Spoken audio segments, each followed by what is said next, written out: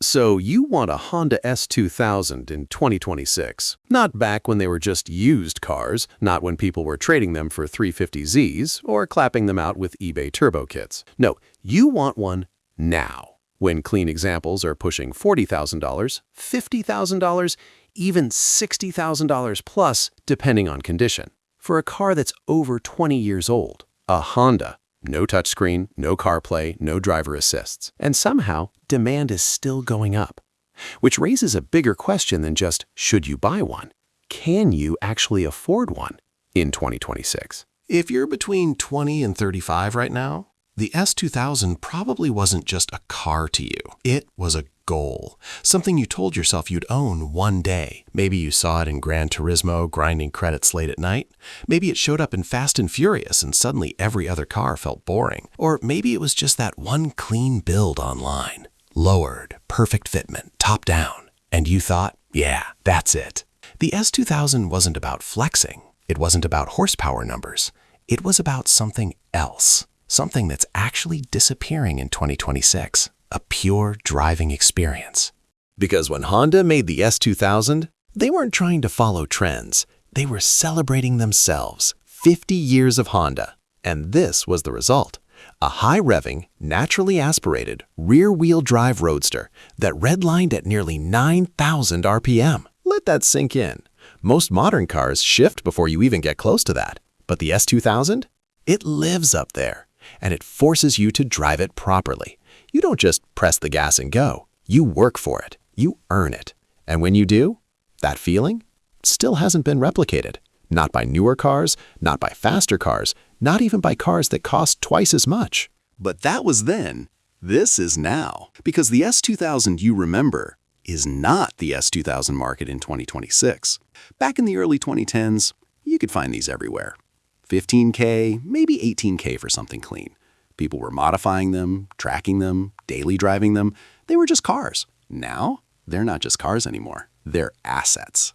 Let's talk numbers, because this is where things get real. In 2026, 25K to 30K, high mileage, questionable history, heavy mods. 35K to 45K, decent condition, maybe some mods, average mileage. 50K plus, clean, low mileage, mostly stock. 60K plus, collector grade. Rare colors, pristine condition. And here's the scary part. These prices aren't dropping. If anything, they've stabilized high and are slowly climbing again because supply isn't increasing, but demand still is. Normally, cars depreciate. That's how it works. But the S2000 didn't follow that rule. And there are 3 reasons why. 1. Supply is drying up. Over the last 20 years, a lot of these cars were crashed, drifted, modified beyond recognition, or just neglected. Clean stock S2000s? They're rare now. And rarity drives price. 2. Millennials finally have buying power. The same people who wanted these cars in high school now have careers, disposable income, and unfinished dreams. So instead of buying something logical, they go back and buy what they always wanted. 3. Gen Z is entering the market. And here's what's interesting. Gen Z didn't grow up idolizing muscle cars. They grew up with JDM culture, YouTube car builds, sim racing, lightweight driver-focused cars. To them, the S2000 isn't outdated. It's timeless. The dangerous part? It feels affordable. Because at first glance, $35,000 to $45,000 doesn't seem insane anymore. That's just the price of a new car now. So you start thinking, why not just get the S2000 instead? And that's where most people get caught.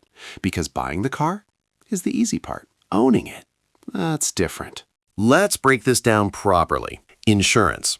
If you're in your 20s or early 30s, this isn't treated like a Civic. It's a 2-seater, rear-wheel drive, high-risk sports car.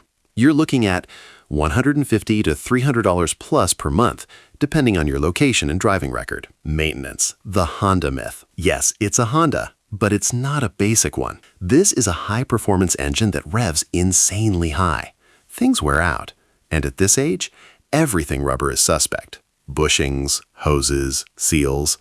Then you've got valve adjustments, clutch wear, suspension refreshes, and parts. Some are getting harder to find and more expensive. The soft top reality.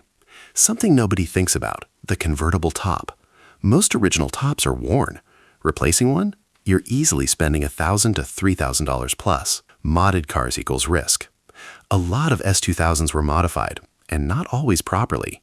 Turbo builds, cheap coilovers, questionable tunes. You might save money up front, but pay for it later.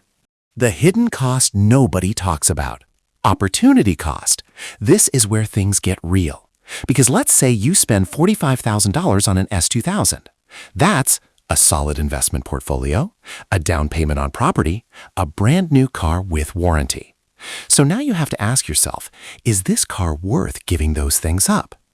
Because financially, it doesn't always make sense. But then you drive it. And this is where logic starts to fall apart. Because once you actually drive an S2000, you get it. The steering, the balance, the way it demands your attention. You're not just sitting in traffic scrolling your phone. You're engaged, fully. And in a world where everything is becoming automated, assisted, filtered, that raw connection is rare. But let's be honest. You give up a lot. It's not comfortable on long drives. It's loud. Storage space is basically non-existent. It's not ideal in bad weather.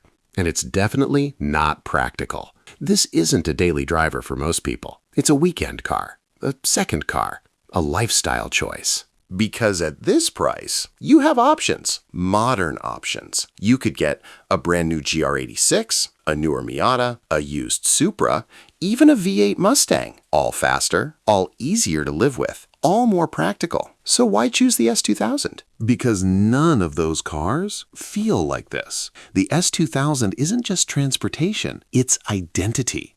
It's telling yourself, I didn't miss out. I got one before it was too late. And that feeling, that's what people are really paying for. So let's answer the question. Can you afford an S2000 in 2026? If you're just looking at the price tag, maybe. But if you factor in maintenance, insurance, risk, opportunity cost, then the answer becomes more complicated. If you want a logical car, this isn't it. If you want the best performance per dollar, this isn't it. If you want something easy, comfortable, and stress-free, definitely not it. But if you've wanted this car for years, if you understand what it represents, if you're okay paying more than it's worth on paper, then yeah, you can afford it, just not in the way you expected. Because the truth is, you're not just buying an S2000. You're buying something that's disappearing, something that won't be made again, and something that every year gets a little bit further out of reach. So the real question isn't, can you afford one? It's, are you willing to pay the price before it goes even higher?